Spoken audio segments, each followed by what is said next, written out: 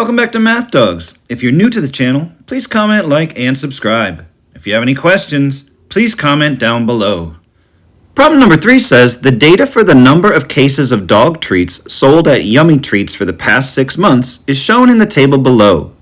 What is the average rate of change in sales of cases of dog treats from month 1 to month 4? So from the table, I'm going to write 2 points similar to what I did in the last problem. In month 1, there were 416 cases, and in month 4, there were 542 cases. Now I'm going to apply the slope formula. Slope is equal to the second y minus the first y divided by the second x minus the first x. And so slope will be equal to 542 minus 416 on the top, and on the bottom I will have 4 minus 1.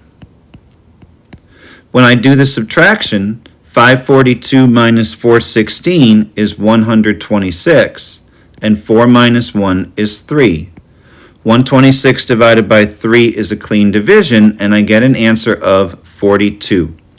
So the average rate of change in sales of cases of dog treats from month 1 to month 4 would be 42 cases per month.